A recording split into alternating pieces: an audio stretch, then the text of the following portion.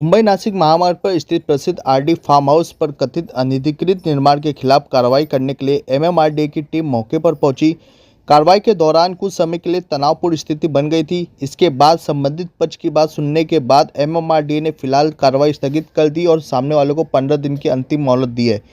बता दें, शिकायतकर्ताओं के अनुसार संबंधित ढाबा सर्वे नंबर 192 में सचिन धाकतोड़े की मालिकी वाली जमीन पर कथित रूप से अनधिकृत तरीके से बनाया गया है। जमीन के 7/12 उतारे पर उनका नाम दर्ज होने का दावा करते हुए उन्होंने कहा कि अनधिकृत निर्माण हटाने के लिए जरूरी कानूनी प्रक्रिया पूरी कर ली गई है। शिकायतकर्ताओं ने आरोप लगाया कि संबंधित लोगों के पास कोई मालिकाना हक नहीं होने के बावजूद जबरदस्ती जमीन पर कब्जा करने का प्रयास किया गया।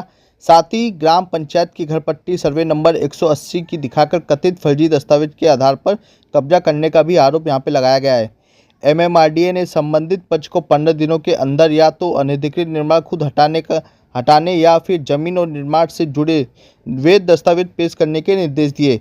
जमीन मालिकों का आरोप है कि जमीन उनकी मालिकी की होने के बावजूद एमएमआरडीए द्वारा कार्रवाई में देरी करना गलत है। चैनल से बातचीत करते हुए क्या कहा, आइए देखते हैं। फार्म हाऊस आहे या ठिकाणी त्याचं थोडं कारवाईसाठी एमएमआरडीचे आलं होतं, परंतु त्याने वेळ देण्यात आलेला आहे. हा पूर्ण प्रकरण काय आहे, जागा कोणाची आहे आणि काय म्हणणं आहे तुमचं?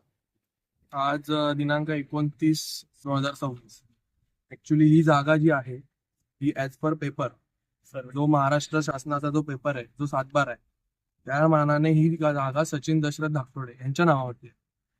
बट ही जागा अरुण पाटील साहेब यांच्या नावावरती असं आहे, ते त्यांचा कब्जा आहे. इथे ही जी जागा तुम्ही मागे बघताय तो त्यांचा कब्जा आहे. तर ही याच्याद्वारे आम्ही एमएमआरडीए कडे तक्रार नोंदवली होती. एमएमआरडीएने त्यांची फॉर्मॅलिटी करून आज ते जो काही ते फार्म हाऊस आहे किंवा ढाबा आहे तो डेमॉलिश करण्यासाठी ते येणार होते. ते आले सुद्धा.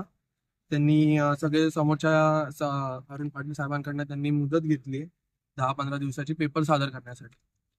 पण जर आमच्याकडे प्रॉपर असा 7/12 आहे किंवा सगळे पेपर आहे, जे काय अग्रीमेंट आहे सगळे आहे, तर मग त्यांना ती मुदत जी आहे 15 दिवसाची, जर आमचे पेपर क्लिअर आहेत असं आम्हाला वाटत होतं की ती कारवाई व्हायला पाहिजे होती. पण एमएमआरडीए कडनं ती कारवाई झाली नाहीये. 15 दिवसाची त्यांना मुदत देण्यात आली आहे पेपर सादर करण्यासाठी.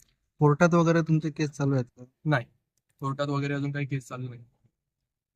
सर्वात महत्वाचं म्हणजे की आता तुमचं म्हणजे काय मागणी आहे, काय मागणी? आमची मागणी एवढीच होती की हे आज यांनी कारवाई करायला पाहिजे होती एमएमआरडीए. ती त्यांनी आज केली नाही. ओके.